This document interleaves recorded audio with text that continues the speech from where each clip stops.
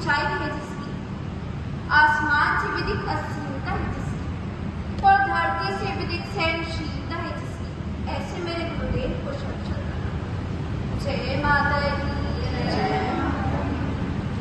Our path must be very clear in our life.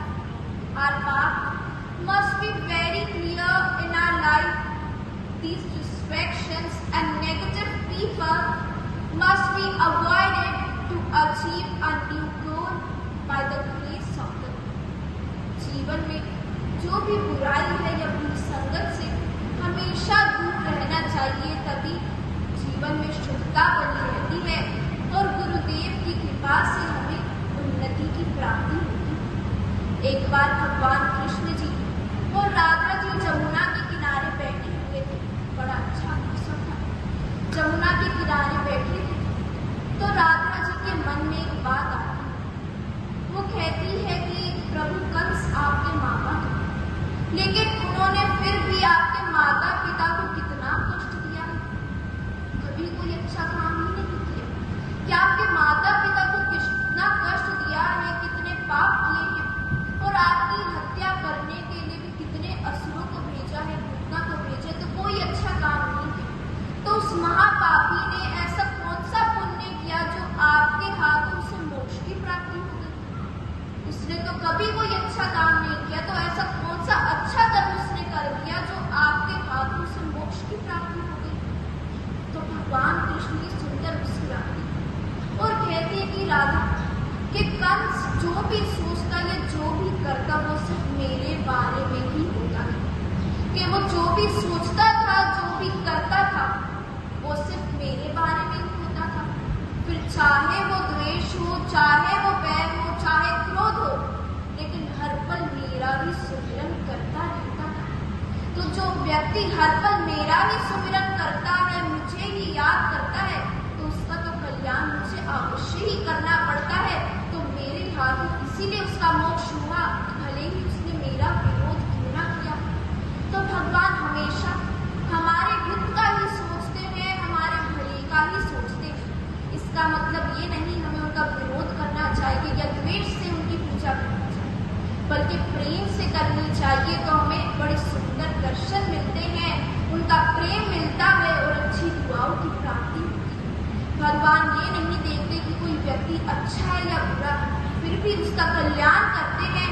वैसे ही गुरुदेव महाराज के दर पे कोई अच्छा व्यक्ति आता है, कोई बुरा व्यक्ति आता है, वो ये नहीं देखते, वो अच्छे का भी कल्याण करते हैं और बुरे का भी कल्याण करते हैं। जय हो, जय हो, जय हो, जय हो।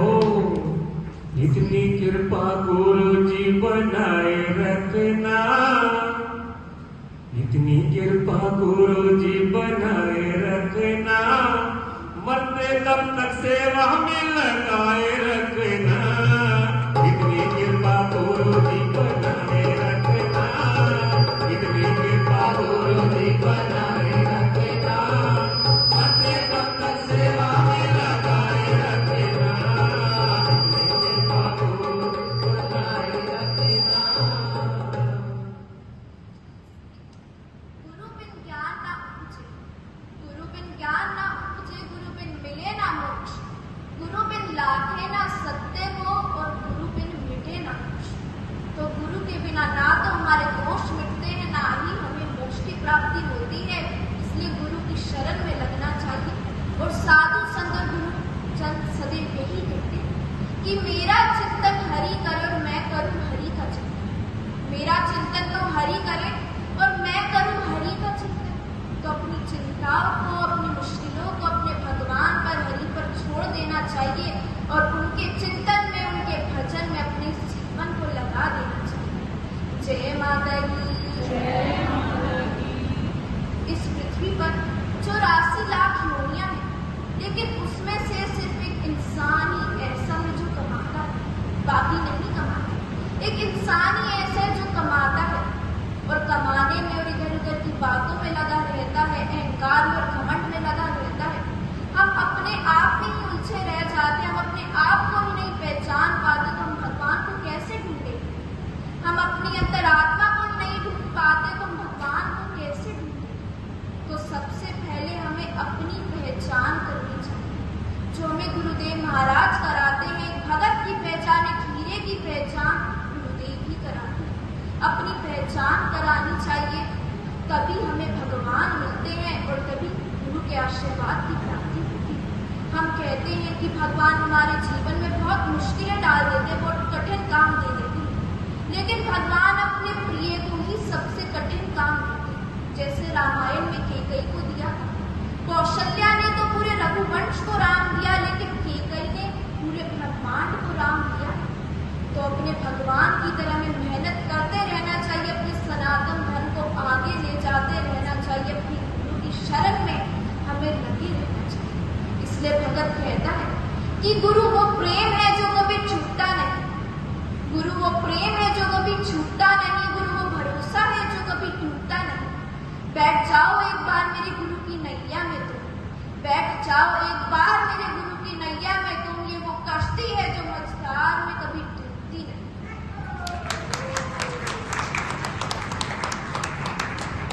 बोले